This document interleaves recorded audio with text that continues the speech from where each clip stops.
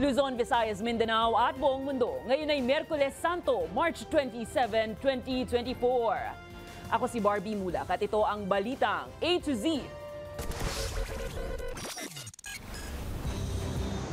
Mga pantalan at terminal at libo-libong mga pasaherong magsisiuwian ngayong Semana Santa. Binantayan ng balitang A to Z team. Kapag sumuway tayo, iwa-water cannon kayo ng iwa-water cannon. Dating Pangulong Duterte at Beijing.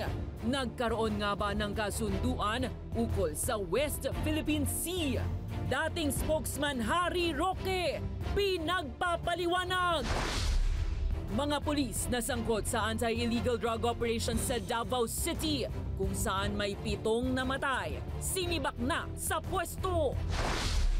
At sa ating balitang showbiz, Catherine Bernardo, blooming at glowing sa kanyang birthday party sa yate sa Palawan.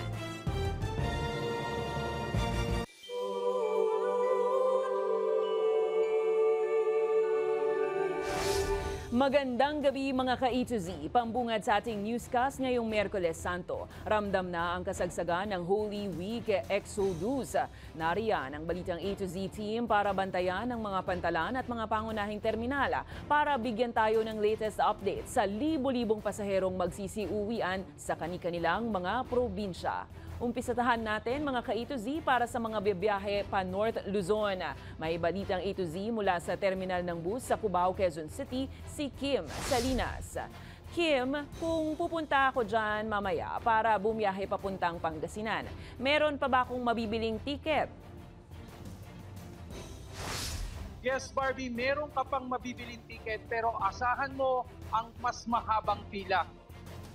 Alam mo Barbie, taon-taon talagang itong Miyerkules Santo nararanasan ang kasagsagan ng Holy Week Exodus. Maayos pa naman ang sitwasyon pero dahil nga sa dami ng tao, ilang pasahero na ang nagrereklamo dahil sa matinding init at wala nang maupuan. Ito, medyo matagal na. Parang wala lang man lang upuan. Hirap ako tumayo ng matagal. Yan ang reklamo ng isang senior citizen na first time na magbabakasyon sa Isabela. Bukod kasi sa naghihintay na ng matagal ay wala man lang anyang mauupuan. Isa kasing chance passenger si Lola Pasita dahil wala na raw siyang ticket na mabook online.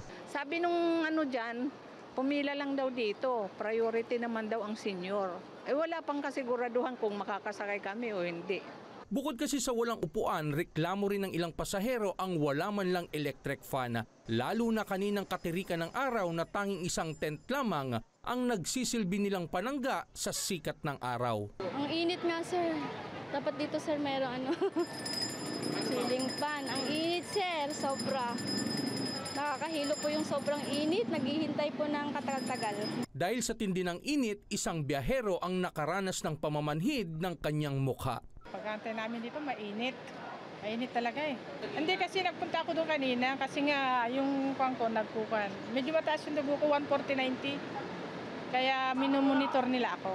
Nakainom naman siya agad ng gamot at inasistihan naman ng medical team ng Red Cross at binantayan para i-monitor ang kanyang kalagayan. Inaasahan naman ng pamunuan ng 5-star bus company na darami pa ang mga pasahero.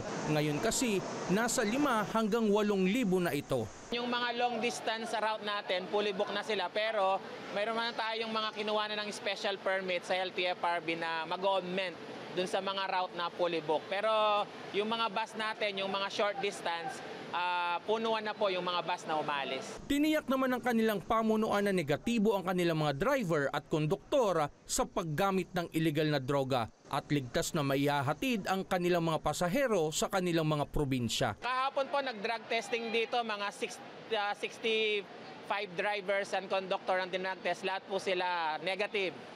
So, bukod na naman sa drug test kahapon, may hinaus kasi kaming drug testing sa mga driver namin. Kanina, nagsagawa rin ng surprise inspection si NCRPO Chief Police Major General Jose Melencio Nartates Jr. Nag-deploy tayo ng PNP, National Capital Regional Office, na 12,000. 23,000 kami, pero yung kalahati noon of course is doing their normal police duties sa kalsada.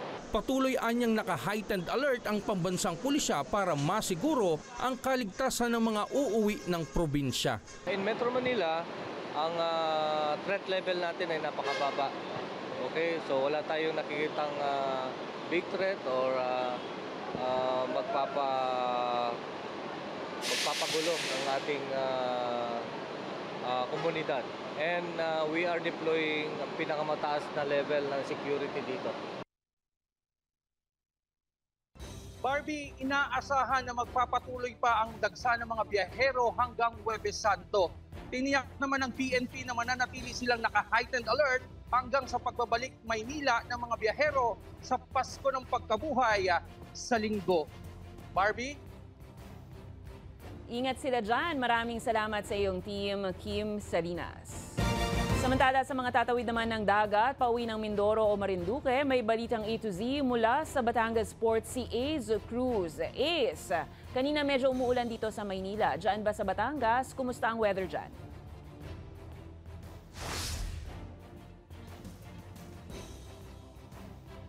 Yes, Barbie, bago tayo sa may papawid ay nakaranas tayo ng panakakang pagulan. Pero sa buong araw na pag-stay natin dito sa Batangas Port, tirik ang araw. Bagay na gusto ng ilang ating mga pasahero dahil ayaw daw nila ng mas mulan dahil nakakaabala ng kanilang biyahe. Samantala, patuloy naman ang pagdagsa ng mga pasahero dito yan sa Batangas Port dahil Miyerkules Santo at karamihan nga wala ng pasok dahil huling araw na ito ng pasok sa trabaho. At sa taya po ng Philippine Ports Authority o PPA, 300,000 ang inaasang daragsang mga pasahero sa buong Pantalan, sa buong Pilipinas at 100,000 ang magagaling dito sa Batangas Port dahil ito ang inaasahang ikalawa sa may pinakamaraming pasaherong dinadagsa tuwing Semana Santa. Narito ang aking report. Sa Batangas Port na tinapos ng nurse instructor na si Kisha ang mga module ng mga estudyante ngayong Holy Week break. Ngayong Miyerkules Santo na tiyempong siksikan na lang kasi makakawi si Kisha pakalapan sa Mindoro dahil sa dinaluhang training sa Maynila. For the next week, iba na yung topic namin, tapos iba na yung focus para kumbaga masyado kasing matagal din naman tong Holy Week. And the learning modules naman kasi will take only like hours for them to read. So appropriate then for their vacation time. Sina Kate naman, hinintay pang matapos ang exam sa school ng mga pamangkin noong 1 linggo kaya ngayon lang din nakabiyahe. May inantay lang po talaga kami mga bata. Pero if may makadating man sa amin na balita na madami talaga, baka hindi na po kami tumuloy. Minabuti na rin nilang kakaunti lang ang dahiling gamit, pauwi para hindi doble hirap lalo't siksikan ngayong araw. Mahirap po siyang magdala. Since may kasama kang bata, di mo alam kung kakapitan mo, bag mo ba o yung bata mo. Tansya ng Philippine Ports Authority, aabot ng halos 300,000 ang pasaherong dadagsa sa mga pantalan sa bansa ngayong magdamag. We're expecting yung volume ng mga passenger parang yung pre-pandemic level na po, no? Sabihin, mas marami po yung mga pasahero kesa sa barko. Kaya nananawagan pa rin po tayo na magkaroon po ng mga karagdagang barko para tuloy-tuloy po yung turnaround at yung biyahe ng mga tao. Sa naturang bilang, ayon kay Batangas Port Manager Joselito Sino Cruz ay aabot ng 100,000 sa buong Holy Week. So, ngayon ay nasa 50 pa lang. So we are expecting hanggang bukas siguro mga 40 pa. Hanggang bukas pa yung peak nito. Baka medyo nagchochok yung sa mga security measures natin. Pero yun nga, kailangan lang may disiplina, may kooperasyon ng ating mga pasahero para rin sa seguridad natin. At after that, talagang maalwan ang ating mga kababayan. Sa kabila niyan, wala pang fully booked na biyahe. Habang inaasahan pang may mga habol na pasahero hanggang bukas, Huwebes Santo. Samantala, nagpalalang pamunuan ng PPA sa mga habol pang pasahero sa mga susunod na araw na huwag mag-avail ang inaalok na travel insurance sa labas ng mga pantalan. Huwag na pong maniwala sa mga nag-aalok ng travel insurance. Tandaan po natin na yung binayaran po na sa shipping lines na ticket, kasama na po doon yung travel insurance. Paning ng mamaya yung tao. Sir Bot, ikaw kumunta ng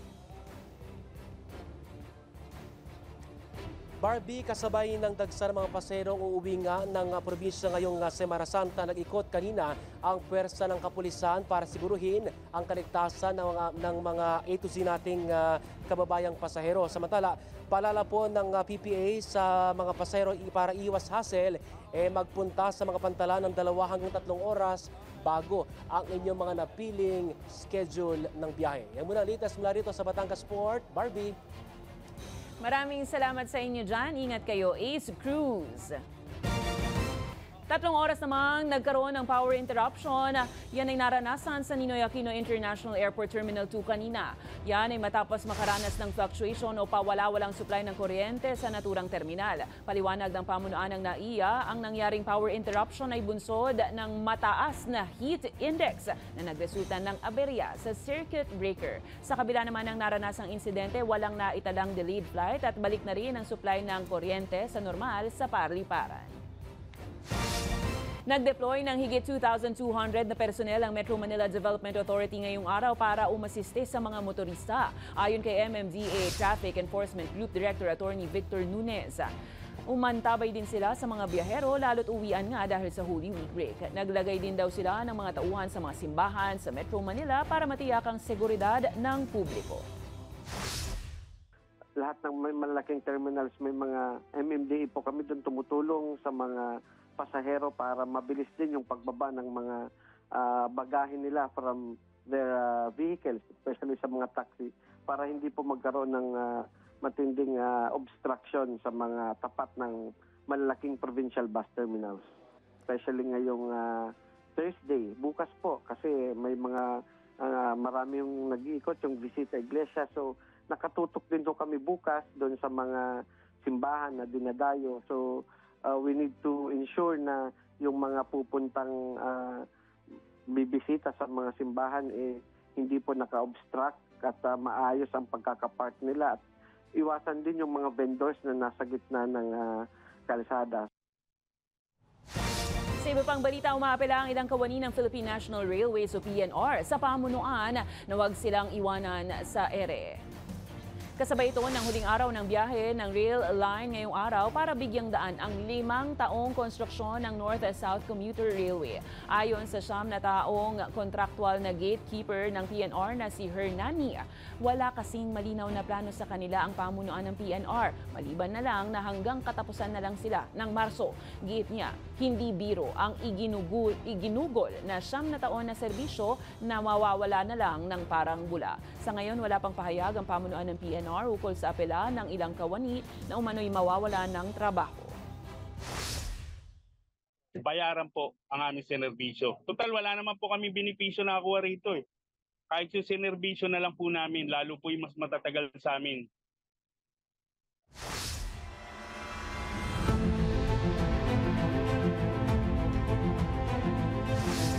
Muling iniangat ng dating tagapagsalita ng Malacanang na mayroon umanong kasunduan sa pagitan ng dating Pangulong Duterte at ng China patungkol sa West Philippine Sea. Bagay na ikinagulat naman ng National Security Council. Lalo't una na raw itong itinanggi ng Administrasyong Marcos Jr. Narito ang ating balitang A to Z. Hinamon ni National Security Council Assistant Director General Jonathan Malaya ang dating spokesperson ng Duterte administration na si Harry Roque. Napatunayan ang kanyang mga pagsisiwalat. Sa kanyang Facebook Live nitong Martes, sinabi ni Roque na may kasunduan umano sa pagitan ni Duterte at ng Beijing na panatilihin ang status quo sa West Philippine Sea. Madali lang po yan. Ibalik natin at tumupad dun sa kasunduan ng panahon ng dating presidente na pagkain at tubig ang ibibigay sa mga tao sa Sierra Madre. Walang gulo kung ganun. Pero kapag sumuway tayo doon sa sinabi ng China na bawal talaga ang pagbadala ng mga construction materials, mangyayari po yan. Iwawater cannon. We are surprised by the statement by Secretary Harry Roque because it was made clear I think around a year ago by Executive Secretary Medjel Dea that there was no such agreement.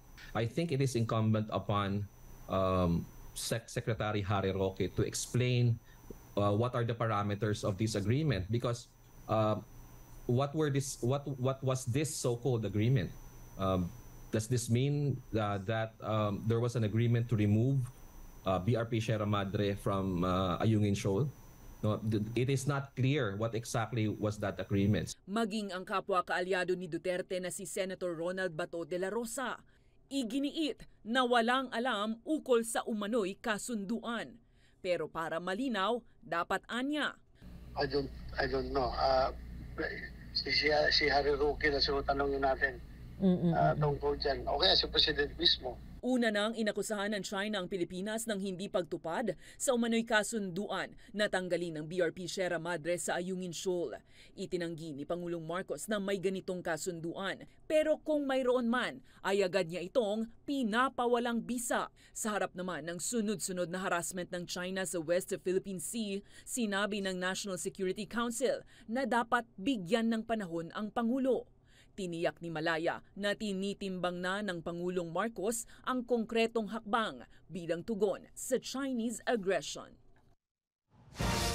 Chinese Foreign Ministry kinastigo ng Foreign Correspondents Association of the Philippines o FOCAP. Kaugnay ito sa alegasyon ng China na manipulated umano ang mga video at ulat ng mga mamamahayag ukol sa harassment ng China sa West Philippine Sea. Giit ng Beijing, nagpapaawa lang umano ang Pilipinas.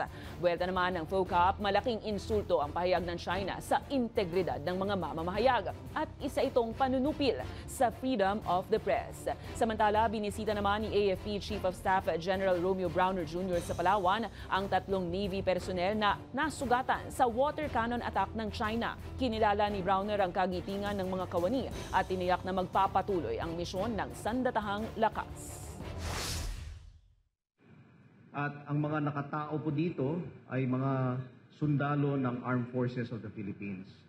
So it is our duty to continue bringing supplies to them, to sustain them in their operations, and to make sure that their morale, their welfare, is taken care of. Maging ang South Korea, nababahala na rin sa water cannon attacks ng China. Pahayag ng South Korean Foreign Ministry, nakasisira sa stabilidad sa South China Sea ang mga pagkilos ng China. Iginiit naman ng Korea na dapat mapanatili ang kapayapaan sa bahaging ito ng karagatan na isang international navigation route na dinaraanan ng maraming bansa. Kinondena rin ni Senate Majority Leader Joel Villanueva ang sunod-sunod na Chinese aggression. Maghahain ng resolusyon ng senador upang atasan ang Department of Foreign Affairs na gumawa ng hakbang para mahinto ang harassment ng China laban sa Philippine Coast Guard at Navy. Tiniyak naman ng Commission on Elections na naghahanda ang poll body laban sa anumang posibleng pag-atake o panghihimasok sa nalalapit na 2025 national at local elections. Ayon sa COMELEC, ito rin ang rason kung bakit maaga ang kanilang paghahanda. Tiniyak ni COMELEC Chairman Garcia na paigtingin pa ang pag-inspeksyon sa mga software at transmission na gagamitin sa eleksyon para hindi mapasok ng mga hacker. Una nang nagbabala ang National Security Council sa posibleng pag-atake ng mga foreign sources sa 2025 midterm polls. Nababahala rin ang Council sa ginagawang pag-atake ng mga dayuhan sa mga database ng ilang bansa. Matatandaang inakusahan ng Estados Unidos at dalawang pang kaalyado ang China na nasa likod umano ng pag-atake sa mga website ng mga mambabatas at mga demokratikong institusyon. The exercise of democratic rights or the electoral exercise is a pillar of our democracy. So if there is any threat to the integrity of the electoral process, that is a national security interest of the Philippines. That is why we need to start preparing for that as early as now. Kinumpirma ng Philippine National Police na sinibak na sa pwesto ang mga pulis na sangkot sa anti-illegal drug operations sa Davao City na nagresulta sa pagkakapatay ng 7 individual. Ayon kay PNP, PIO, Acting Chief at Spokesperson Colonel Jean Fajardo, ang pagpapatalsik sa pwesto ng mga pulis ay para bigyang daan ang ginagawang investigasyon. Dagdag nito, nanindigan ng Davao Police na lehitimo ang kanilang ginawang operasyon at handa sila sa gagawing investigasyon. Pero giit ni Fajardo, walang bagong inilabas na utos ang outgoing PNP Chief Benjamin Acorda sa pagsasagawa ng anti-illegal drug campaign. Matatandaang nagdeklara ng drug war si Davao City Mayor Sebastian Baste Duterte noong Biyernes. Nagbigay na po ng utos ang ating Chief PNP through the regional directors para po imbestigahan po itong mga insidente po na ito at para bigyang daan po yung impartial investigation, yung pong mga pulis po na involved dito sa mga anti-illegal drugs operation ay pansamantala na pong nirelieve sa kanilang mga pwesto, dinisarmahan to give way to the ongoing investigation. Samantala, naniniwala naman ng isang human rights lawyer na panahon na para muling sumali ang Pilipinas sa International Criminal Court dahil sa pagdedeklara ulit ng drug war sa Davao City. Ayon kay ICC Assistant to Counsel Attorney Cristina Conti, ang pagkamatay ng 7 individual sa gitna ng drug operations sa Davao City kamakailan ay nagpapakita ng kakulangan ng pamahalaan sa tamang pagtugon sa problema sa droga. Sinabi pa ni Conti na maaari ring maidagdag ang mga bagong kaso ng pagkamatay sa bagong drug war ni Davao City Mayor Baste Duterte sa kasalukuyang ICC investigation ukol sa drug war ng kanyang ama ng dating Pangulong Rodrigo Duterte. And although the ICC investigation only looks at killings from 2016 to 2019 when we were a member of the ICC, it does not preclude them at this time that they are investigating to look into fresh, quote-unquote, killings. Current killings that are still being committed in the context of the situation. This is because the policy is important. If the policy remains in place and the killings continue, that is problematic for.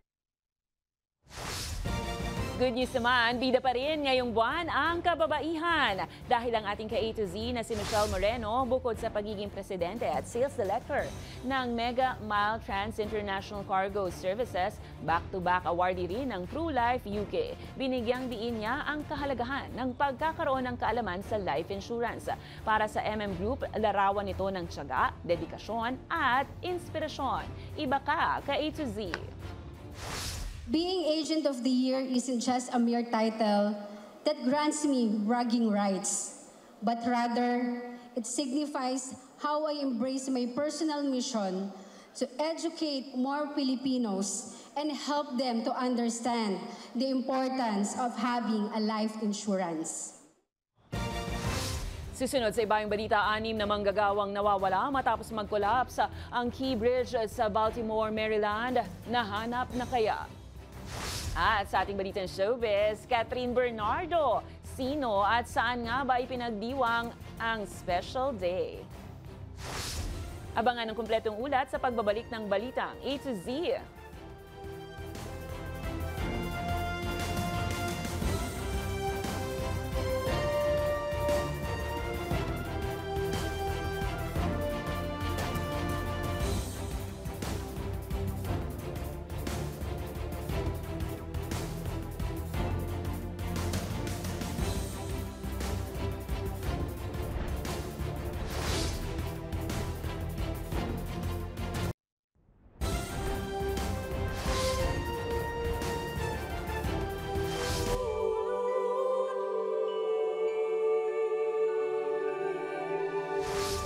Masikip na daloy ng trapiko ang nararanasan ngayon ng mga motoristang bibiyahe pa norte. Sa monitoring ng North Luzon Expressway, makikita na ang heavy traffic sa Balintawak Toll Plaza. Moderate traffic naman ang nararanasan sa Mapulang Lupa, Valenzuela, Dibtong May Kawayan, Bukawi Toll Plaza at Mindanao Toll Plaza. Habang medyo maluwag naman ang daloy sa San Fernando Interchange.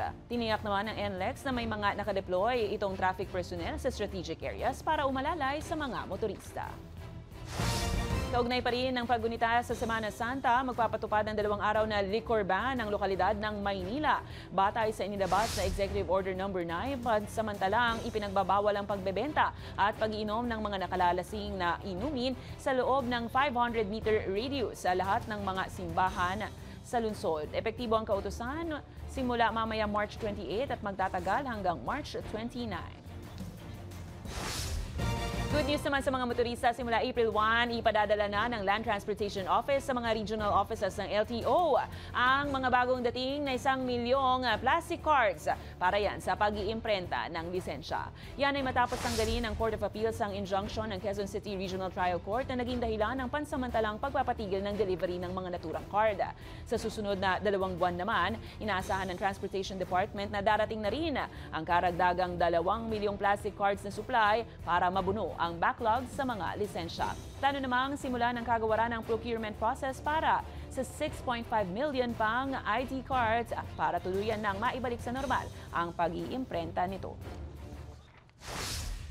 So, pag na-deliver na sa kanila lahat yan, wala na tayong i-prioritize. Kung sino man yung dumating, makakuha na sila ng kanilang IDs. No?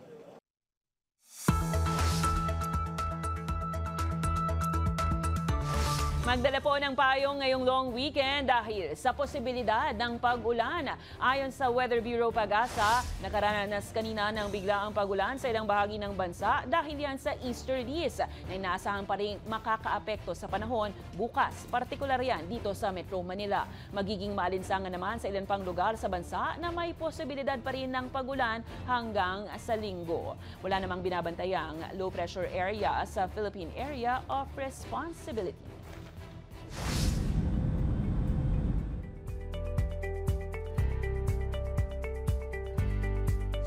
Posibleng hindi na nakaligtas ang 6 na manggagawa na nawala matapos mag-collapse ang Key Bridge sa Baltimore, Maryland kahapon. Sinuspindi na ng US Coast Guard at Maryland State Police ang search and rescue operations.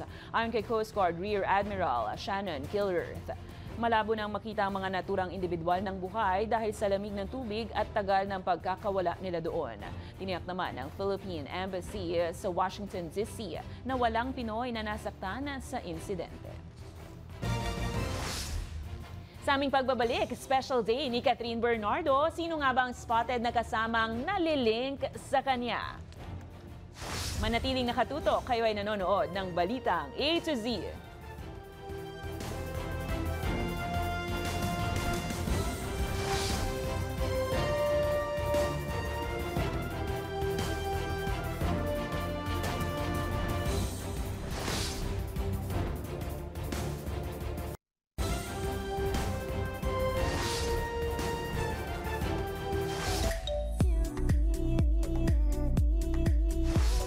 Catherine Bernardo, masayang ipinagdiwang ang karawan sa Palawan. Sino-sino kaya ang mga kasama? At South Korean star Park Min-young nabida sa hit K-drama na What's Wrong with Secretary Kim. Bibisita sa Pilipinas, kailan kaya? Alamin ang detalye sa Balitang A to Z Showbiz ni Lane Garcia. Masaya ang selebrasyon ng ika-28th birthday ng nag-iisang box office queen ng bagong henerasyon at a very good girl star na si Catherine Bernardo. Sa Instagram story na shinare ng celebrity fashion designer na si Mark Baumgartner, kitang-kita na enjoy si Cap sa kanyang birthday celebration kasama ang ilang malalapit na kaibigan habang nasa isang yate sa El Nido, Palawan. Ilang celebrity friends naman ang spotted gaya ni na Jericho Rosales, Alora Sasam at present rin ang Hello Love Goodbye co-stars na sina Maymay Entrata, Kakay Bautista at syempre si Alden Richards na kanya ring naging leading man. Hindi rin mawawala ang fans na hindi nagpahuli sa pagbati at patuloy na nagmamahal kay Catherine. 제 스타일이 아니세요. 제 스타일이 아니시라고. Samantala, heads up K-drama fans! Dahil ang minsang nagpakilig at nagpasaya na sekretarya sa inyo, bibisita na sa Pilipinas. Magkakaroon ng fan meeting si Park Min-young o mas kilala bilang si Secretary Kim. Ito ay may titulong My Brand New Day na gaganapin sa SM Skydome sa darating na May 12, 2024. Confirmed mismo yan ng CDM Entertainment sa kanilang social media. Ilan nga sa mga patok na K-drama ng aktres ang What's Wrong with Secretary Kim, Marry My Husband at Forecasting Love and Weather. Para sa Balitang A to Z Showbiz, Lynn Garcia. Kung kayo ay may kwentong kakaiba, mga kwento ng pag-ibig o storya ng inspirasyon at pag-asa, maaari nyo itong ibahagi. Sumali sa ating Facebook group na Balitang A to Z. Panoorin ang replay ng ating programa at sundan ang ating social media pages. Hanapin ang Balitang A to Z. Ang ating pabaong quote of the night ngayong Holy Wednesday ay mula sa founder ng Jesus is Lord Church na si Brother Eddie Villanueva. Sabi niya, ang pinakadakila at marangal na tagumpay ng isang lalaki o babae ay ang makilala ang lumikha. mahalin siya ng buong puso at paglingkuran ng tapat, may integridad at manindigan para sa kanya hanggang sa araw ng paghuhukom. At yan ang mga balita at impormasyon, mga kwentong may dalang inspirasyon na tinutukan ng Balitang A to Z. Makikiisa po ang ating programa sa paggunita ng Semana Santa at liliban muna sa ere ngayong Huwebes at Biyernes Santo. Magbabalik po kami sa Lunes, April 1. Ako si Barbie Mulak, maging maalam, makialam. Magandang gabi sa iyo Pilipinas at isang makabuluhang Holy Week sa ating lahat.